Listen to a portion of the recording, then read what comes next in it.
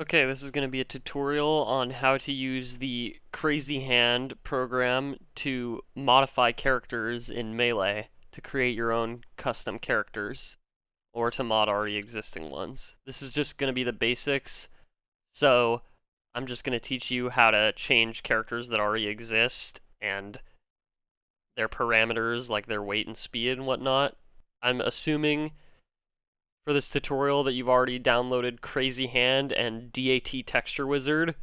I'll leave links to those programs in the description of the video so that you can get them if you don't have them. By the way, I did not make either of these programs. I'm just trying to show the basics of how to change the characters. So we're going to open Crazy Hand, and the first thing you should do, actually, before you even open Crazy Hand, is make a backup of your Melee ISO. So here's a Melee ISO. I'm going to right-click it, hit copy, and then, oops, I hit paste shortcut. Don't want to do that. I'm going to hit paste, and then we're going to name this one Crazy Melee. It's what one of my friends has taken to calling the modded characters, Crazy Melee, so we'll just name it that. You can name it anything you want to, just make sure you can differentiate it from the original ISO. You don't want to screw up your base game in any way. So then you will navigate to it in the Crazy Hand and open it, and it's going to look like this. It'll start with Bowser. We're going to choose Mr. Game & Watch. I'm making some changes to Mr. Game & Watch for my friend Danny so that he can play with the modded Game & Watch on his stream. You're going to see this list of your character's attributes, and I'm going to go through all of these one by one and explain what every single one of them is going to change. So this is just going to be me listing them. Your initial walk velocity modifies how fast your character will be walking when you first press forward. This one is walk acceleration, and for most characters this is pretty irrelevant because they reach their maximum walk speed like right away or very, very fast, but it will change how fast your character speeds up to their maximum walk speed. And here would be the maximum walk speed for Mr. Game & Watch, a walk maximum velocity of 1.1. So if I wanted him to walk faster, I could change this value here. This one would change how fast he starts walking right when you press forward. If you make this higher than the maximum speed, you will start walking really fast, and then you'll immediately slow down to the maximum velocity. And then the acceleration will affect how fast it takes to get from this to this. Here's slow walk max, which I believe modifies how fast you can be going while your character's still doing their slow walking animation. And then the same thing for mid walk point, that would be like the medium walking speed animation, and then there's the minimum fast walking speed. So if you want to change when each animation plays, maybe you want the character to look like they're doing the slow walk no matter what, you could just make these higher than the maximum velocity, and then make the slow walk max whatever the same as the maximum velocity of walking. So that's what those do. These three aren't very interesting, but then this is coming to the first really interesting one. Here's your character's friction. This value is very sensitive, so if you're going to modify it, make sure you modify it in small increments. It's going to affect your character's traction and like your wave dash, things like that. Luigi would be the character with like the least in the game, right? And then I think Peach is the character with the most. So if you want to change your character's wave dash or how fast they can turn on a dime, then you would change this value. Just make sure you change it a small amount, because Peach, I believe, is the highest character in the game with a value of 0.1, and Luigi is the lowest value in the game with a value of 0.025. So that's only, 0.075 decimals apart. So you want to make sure that you change it a small amount, otherwise your character will get really glitchy really fast. And so here's dash initial velocity. That's going to determine how fast your character starts off his dash, his or her dash. This can be higher than the terminal maximum velocity of your dash and run, And there is a character in Melee that has that. You got Falco. Falco mains, you may notice that your character runs slower than he dashes at the start. So if you want to replicate that effect with other characters, you can modify this to be higher than the terminal velocity. Most characters in Melee, it's the same as their maximum speed, the speed that they start dashing at. So if you want it to feel relatively normal, like what most characters have, you want to make sure this is the same as the terminal velocity. Here's the dash and run acceleration. Yeah, these are usually irrelevant because most characters in Melee just start off at their max dash or run speed. Here's the terminal velocity. So if I wanted to make Game & Watch faster, I would change both of these and increase them. Here's run animation scaling. So what this is going to do is it's going to change how fast your character plays their running animation. So if you make the character faster, their animation won't quite sync up to the speed they're moving at unless you change this value relative to how much you change their speed. You don't have to change it, the game won't break or anything, but it'll look weird when your character's moving around if you don't change this along with the speed. This one says run acceleration question mark. I haven't changed it. I don't really think it's relevant because, like I said, most characters have the same max dash speed as run speed, so I haven't changed that. This one says question mark, do not modify. You can modify it if you want to. I don't know what it does. It says don't modify, and so I didn't. And now you've got the jump startup lag, which is how long it takes your character to do their jump squat. This is going to affect how quickly you can wave dash and how it feels to short hop with them. For Mr. Game & Watch, he has a 4-frame jump squat. So if I were to change it from 4 to 3, he would jump at the same speed as characters like Fox, Ice Climbers, Pikachu, Samus, Kirby. And if I were to make it 5, then he'd have a jump like, or a wave dash and a jump speed like Falco's or Yoshi's. So if you want to change their wave dash or their jump speed, this is what you're looking for, jump startup lag. Then you got the jump H initial velocity, which is the horizontal initial speed when you first jump. It's usually a value of 1 because jumping doesn't make you move in a direction horizontally. Then you got the jump vertical initial velocity, which is how fast your character rises up to the peak of their jump, I believe. Game & Watch is a value of 2.3. You can change this to make it so your character goes from the ground to the, or from their jump to the air faster. This will make them leave the ground faster, the jump startup lag, but this will change how long it takes once they've left the ground to reach the peak of their jump. Here's the ground to air jump momentum multiplier. This is going to change how much of your momentum is preserved when you actually jump. So if you want it to be exactly the same as the speed you were moving at when you jump, you would want this to be a value of 1. For Mr. Game & Watch, it's 0.8. So if I'm running at my maximum move speed of 1.5, it's going to multiply that by 0.8 when I jump to get the speed that I'm moving at. So I'm going to slow down a little bit when I jump. I don't know that there's any character that actually gets a boost when they jump, but if you made this above 1, then they would get a boost in speed from jumping.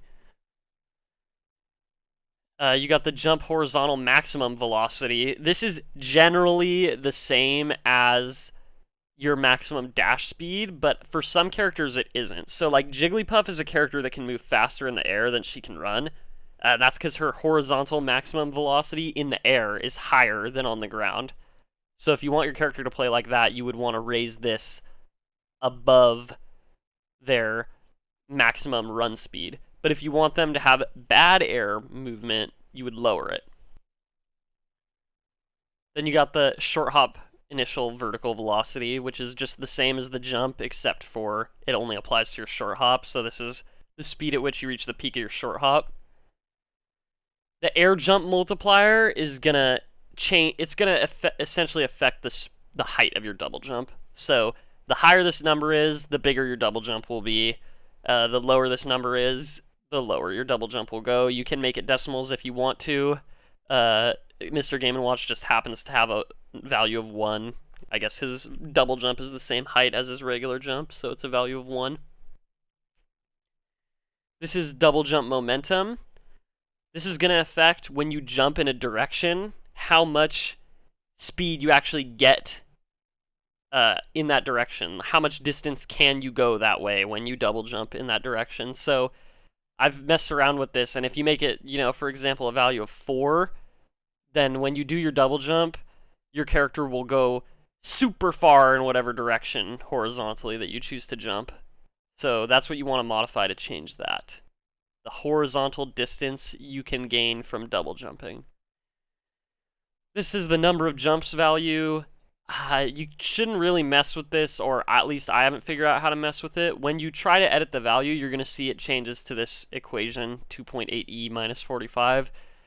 I've found that if you make the value of your number of jumps 3 or higher, it's just going to make it so your character has infinite jumps, and anything less than that is just going to give you your regular double jump. So I guess if you want to have infinite jumps on your character, you want to make this 3 or higher. Other than that, you can't really customize your number of jumps as far as I know. Here's your character's gravity. This is going to affect, how they feel when they're jumping around. How long does it take them to reach the floor? I think we all know what gravity is, but mess around with this if you want to change the way your character feels. Your terminal velocity, that's going to be the maximum speed you can be falling at. The longer your character's falling, the faster they go, just like real life. So this is the maximum speed they can fall at. Then you got air mobility A and B. This is going to influence your character's aerial drift. The higher they are, the more aerial drift you're going to have. This is also very sensitive, so make sure to change it in small increments, unless you just want your character to have insane aerial drift. I believe that air mobility A is after you've jumped of any sort, and then I think B is after you've used your up B or air dodged, and you're kind of in that special falling animation. So if you want those to be the same, then you want to make these values the same, but if you want it to be better or worse when you're in special fall, then change B. Then you got your max aerial horizontal velocity, which I believe is already covered. Oh, okay, no, this is going to be your maximum horizontal velocity when you've become airborne without jumping. Then you've got air friction. This sort of affects your aerial drift, but I found that if you make it higher, it'll almost cause your character to stop when jumping. Even if you're in a full dash, if you jump, like friction will get applied to your character instantly and freeze you in place. So this one, mess with it at your own discretion, but it's kind of hard to get it to feel good changing it, so I just leave it the same. You would probably want to change it in conjunction with the air mobility to get the aerial drift that you want, but it definitely influences your aerial drift less than the instant friction that's applied to you after leaving the floor. That's mostly what this is for. You got your fast fall terminal velocity. That's the maximum speed you can fall at when you're fast falling. If you wanted to make your character a fast faller, you'd want to make this higher, the terminal velocity higher. You'd want to make their gravity higher. That way they reach the floor quicker when they jump. We got another one here that says don't modify, so I didn't change it. You can change it if you want to. I will not be held responsible for that. Then you got your jab 2 and jab 3 window. This is just how long after your first and second jab in frames you have to execute the next jab in the sequence. So if you want that to be more lenient, then you can change that. This is frames to change direction on standing. That's pretty self-explanatory, how long it takes your character to turn around. Weight. Weight is kind of like gravity. It's going to change your combo weight. It affects more so how you die off the side than off the top. Dying off the top is going to be a combination of gravity and weight, but this is going to change, how heavy you are. So Samus is going to have a really high weight, whereas Mr. Game & Watch is going to have a low value. If you wanted him to be more of a heavy, you'd make it higher. Model scaling is what it sounds like. This is going to be the size of your character. The higher you make it or the lower you make it, it will change your character's size and therefore the size of all their moves and stuff like that. Now you got shield size. This is going to change the size of your shield. Pretty simple, right? So we all know Mr. Game & Watch has a really terrible shield that doesn't work right. So we're going to take this value of 10.75 and we're going to double it. That's just what I've decided on. You don't have to double it. You can change it however you want to. I'm going to double it to make it 21.5. And so when we start Melee, after doing this mod, Mr. Game & Watch will have a really big shield compared to how big his shield was before. And this brings me to my next point. Now that we've edited something, it's very important that you go down to the bottom of the application here when you edit something and you hit save. Always hit this before you switch windows, otherwise your changes won't save. So save regularly, hit this button whenever you change something. This is your shield break initial velocity. It's going to be the speed you move up out of your shield when your shield breaks. If you make this higher, you'll pop up into the air and fall down quicker. It's kind of irrelevant unless you want your character to die off the top like Jigglypuff does, then you would make it really high. Your rapid jab window here, it's got a value of 0 for Mr. Game & Watch, because I guess even though he has rapid jabs, he must just not be programmed with that since he doesn't have a regular jab 3. But I believe this will affect how long you have after your jab combo to do the rapid jabs by pressing A. You got your ledge jump horizontal velocity. When you press jump on the ledge, we all know you do a tournament winner or a ledge jump, however you want to call it. This is going to change how far forward you move and how fast you do it. And then this is the vertical velocity, which is the same, just how high up you go and how quickly it happens. Item throw velocity is going to affect how fast the items move when you throw them. All of these say don't modify, so you shouldn't change them. This one is Kirby neutral B star damage, just how much damage Kirby does to you when he shoots you out with his neutral B. It's sort of pointless, but it's there. Then you got your normal landing lag after just jumping. For almost every character it's 4. I believe Pichu has like a value of 2 instead. But you can change that. How many frames of lag do you have after jumping and landing? And then after that, it's going to list your nair, fair, bear, up air, down air, lag. These are all going to list as un-L canceled, so keep that in mind. And we're going to actually change some of these. I'm going to change his nair from 15 to 8. We're going to change his bear from 18 to 9. And we're going to change his up air from 15 to 8. Now, why am I doing this? Well, some of you may know that Mr. Game & Watch has certain aerials that can't be L-canceled at all. So a workaround I've found is to just half the lag of these aerials in this program to sort of fix the character. I mean, really, advanced players hardly ever miss L-cancels anyways, right? So it's not that much of a buff. You can't L-cancel these aerials in the first place, so it's kind of just automatically doing it for you now. So that's a workaround I've found for Mr. Game & Watch, but you can also change it, and then if the aerial is L-cancelable, this is going to be the un-L-canceled lag of the aerial. So it's going to be cut in half when you do an L-cancel. Keep that in mind. Victory screen window, model scaling, I mean, that's pretty self-explanatory. I haven't messed with it. I don't know if it crashes the game or not, but, make it bigger if you want your character to be bigger on the victory screen. Simple as that. Most netplay builds these days don't even show the victory screen, and most people are playing on netplay right now due to the quarantine, so don't really bother changing this. Then you got your wall jump horizontal and vertical velocity. I haven't figured out how to give the character the ability to wall jump if they don't have it, but they can't. All characters can wall jump out of a wall tech, so keep this in mind if you want to change how their wall jump works. This is going to be the horizontal speed, and this is the vertical speed. We're going to hit save down here since we changed the aerials. Most of these are going to say don't modify. This one says double jump cancel question mark. I haven't messed with it, but changing it from a 0 to a 1 may give your character the ability to double jump cancel. Your results might vary on that, so don't take my word for it. Just try that one out yourself. I haven't messed with it too much.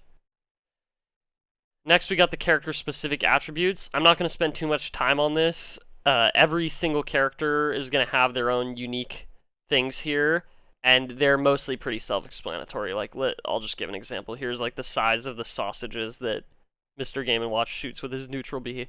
So you would just change that, and you can experiment with it. You got the duration of how long they last, things like that. Here's the up B landing lag, divided by 5. So make sure you keep this in mind. The creator of the program left some notes here. You know, this might divide by 5. So whatever you put here, just keep in mind. It's programmed in that way, I guess. Now we're going to go to the next important part, which is the last thing I'm going to cover here in this basic tutorial. It's going to be the sub-actions for your character's attacks. This can look pretty overwhelming at first, but, you know, don't be alarmed. A lot of this is not things that you're going to need to change to make basic changes to your character. Here at the top, you're going to see a list of all of your character's moves from, you know, their forward smash, everything. Everything they can do. For Mr. Game & Watch, he's even got all the numbers of his side B, okay? So, I'm going to change one of them that I think deserves to be changed to buff Mr. Game & Watch, and just as an example, we're going to change his up tilt. So I chose up tilt. Some of these things here are not things that you want to mess with when you're just starting out, because it can have unforeseen consequences to the character's move. The first thing we're going to do is we're going to just look at the hitboxes, and I'm going to try to explain to you how these all work. So you got the base knockback of the hitbox. Now, I don't have access to the way Melee calculates knockback, but you can go to other characters and sort of compare and contrast how their hitboxes work to get an idea of what you want the move to do. So this is the base knockback. The knockback growth here is going to be how fast it multiplies with percent. This is WDSK, which stands for weight dependent set knockback. Now there's some moves that have this, like Fox's Shine. It always sends characters the same distance depending on their weight. So if you want the move to work like Fox Shine, then you want to change this value. Damage, that's self-explanatory. How much percent does it do? Shield damage can be changed to make a move break shields faster than it actually does damage. I think this is an interesting thing people should experiment with. Size is going to be the size of the hitbox. The bigger you make this, the bigger the hit bubbles are. Angle is the angle at which it sends them. Now, in Melee, directly to the right is an angle of 0, or directly forward from the move is an angle of 0, and so you want to go from there to decide your angle. So, for example, if I made this 90, then the up tilt would send straight up. Right now it's 100, so it sends you slightly up and away, right? Or no, slightly up and in, rather. Sorry. So you can change this to change the angle at which the move sends your opponent. The X and the Y and the Z offset are going to be how far away from the part of your character's body you attach the hitbox to that the hitbox actually spawns in at. And I'll explain that in further detail in a moment. Next, we have the attribute. This will let you apply effects to the move, like fire, electric, the slash from the swords, the coin that the Mario Brothers have, ice, you can freeze them, you can apply sleep, you can make them become grounded, like Donkey Kong's side B, you got the cape effect, empty makes it not hit. This can apply like the shield break effect, or like how Mewtwo's disable works. Darkness is the effect that Ganondorf gets when he uses his Warlock Punch, that purple stuff. This will turn them into the Screw Attack from the mode with items on. This is going to give them the flower from the makeup item. And this one is the random attribute, but you need a special ISO patch for that. So we're going to ignore that. We're going to choose Darkness, because it's very obvious. And we are going to look at the bone next. The bone is which part of your character's body the move is attached to. Now, how do you know which bone is which? Well, I think the best way to do this is to sort of reverse engineer it by looking at other moves. Every move's hitbox is going to have its own bone value, and so like if I wanted the hitbox to be on Game & Watch's head, I could change his up smash because I know that his head is the location of the hitbox for that, and then I would change the bone to the same one. Coming back to these offsets, these are going to change where the hitbox spawns relative to the bone that you choose. Hopefully that makes sense. You can experiment with it. It becomes pretty self-explanatory after you try messing with it a little bit. Then you got the sound effects, which is literally just the sound the move makes. You can change this. If you want a specific sound, again, I recommend reverse engineering. So we're going to hit save here so that our darkness change stays. And I'm going to give you an example of the sound effect thing. Let's say we want to have it make Jigglypuff's rest noise. We're going to select her, and then we'll go to her moves. Let's find her down B. Okay. Good. Up B. Here's the grounded down B. So here's the hitbox for rest. Right here, you could tell that it's rest based on sort of its values. Like, we know it's rest. What does Jigglypuff have that does 28 damage? And it does the fire effect. So you got its sound effect number 69. Pretty cool, right? 69. So we're going to go back to Mr. Game & Watch. We're going to find his up tilt. And we're going to give it sound effect 69. And we're going to make sure that we do this for all of the hitboxes on the up tilt, because we want it to always make that noise. Now, what you want for the move might differ, so change it according to that. And each one of these hitbox values is going to be one of the different hit bubbles that you see when you're in developer mode, looking at the character. In order to figure out which one is which, you're going to have to just figure it out based on the values for damage and whatnot. If they're all the same, then you're just going to have to reverse engineer it and try things to figure out which one is which. So we've given his move the darkness attribute and the rest sound effect now. So when we use it, it's going to get those sound effects. Now, I did say I wanted to buff the move, but I haven't changed the damage or the knockback or anything like that. Let's hit save here, save our progress. So how am I going to change the move and buff it without changing those things? Well, you may have noticed, and probably have, these other sections here in the move, and like, what is that? So you got the asynchronous timer here, and this is really interesting. This affects when the move comes out and when its hitboxes change and whatnot. So it's got values there. The first one up here, when I scroll back up, is 9. And then if you go to the next synchronous timer, it's 21. And then the next asynchronous timer is 30. So how do I know what that means? Well, what I recommend you do is you just go on Google and you look up Smash Boards, and then you pick the character that you're using and type in melee frame data, and then you just go, there's a great thread on Smashboards for every single character that has all their hitboxes and stuff. And this is relevant because we're going to scroll down to the up tilt here because it's the move we're modifying.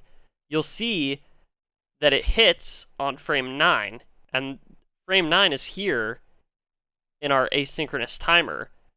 So what about those other numbers? What do they mean? Well, one of them down here, number 12, is 30.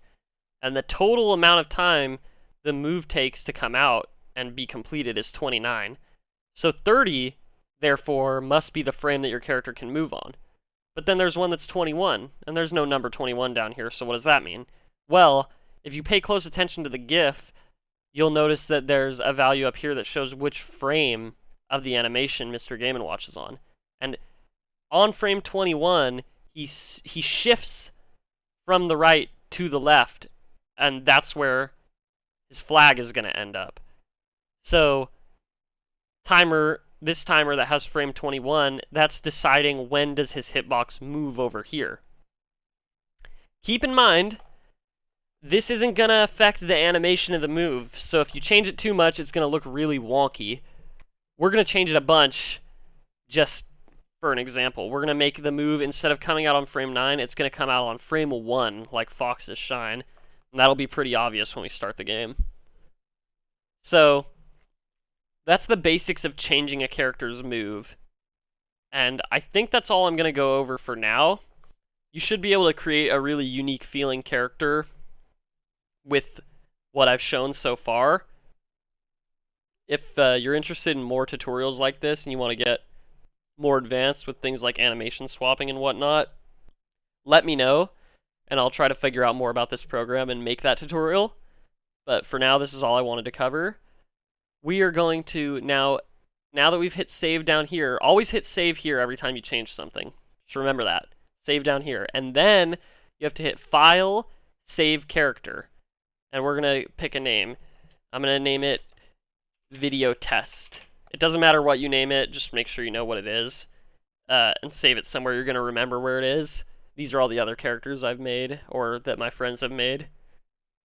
So, we'll name it Video Test, and then you can go here, and you can run the loaded ISO in Dolphin to test your changes. Okay, so we got windowed mode melee. This is really ugly, right? We're gonna just maximize it. And yes, I know this causes a ton of input lag, but this is just for the sake of showing. We're gonna choose Marth as our opponent. We'll just make him a player, so he stands still. So, first thing we're gonna do is block. Boom! If you know Mr. Game & Watch, you know that shield's much bigger, right? And we'll do Nair. And then you can see that he has much less landing lag after the Nair. Same thing with the back air and the up air. And then we're going to use his up tilt on Marth, and I'll show you what I meant. You see, it's got the rest sound effect now. It causes darkness effect on the opponent, and it comes out on frame 1. So, you know, you should experiment with all these things and change your character to make them fit your playstyle. It can be really fun. I wanted to make this video because of Wolf coming out. I just feel like people would be interested in doing this sort of thing for fun. So, now you're wondering, how do I play this online with my friends? Well, I'm going to show you that too. This is where DAT Texture Wizard comes in. You're going to need to open this, and then you want to open the ISO that you've decided is going to be the one that you add the characters to. So make sure you have a backup of your default melee. Otherwise, you won't be able to play regular online anymore. So remember that. And you're going to come here to the characters section, and then you're going to select the character you changed. So we changed Mr. Game & Watch, and you're going to find the first one that's listed for each character. So for Mr. Game & Watch, it's called plgw.dat, and then there's a description here, Game & Watch's NTSC data and shared textures. It's going to look like that for every character. We'll just show Ganondorf, for example. It's got plgn.dat, and it says Ganondorf's NTSC data and shared textures.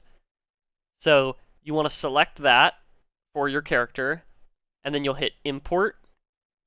You'll find wherever you saved that .dat file for your character. Mine's this one, video test, and we're going to just click that. It's going to say ready to be replaced. Before you save, make sure you come up here and go to settings and uncheck these two settings. Avoid rebuilding disk and backup disk when rebuilding. Make sure these are unchecked. Otherwise, your game will most likely crash when you start it. Not sure why that is, but that's just what I've found. So we're going to hit save here, and it's going to say save successful. And now when we load that ISO up in Dolphin, we can play with our modded character. If you create a character, make sure you send your friend that you want to play online with the file for the character in any way you want to. I use Discord to send the file. As you can see here, it's really small. It's 254 kilobytes.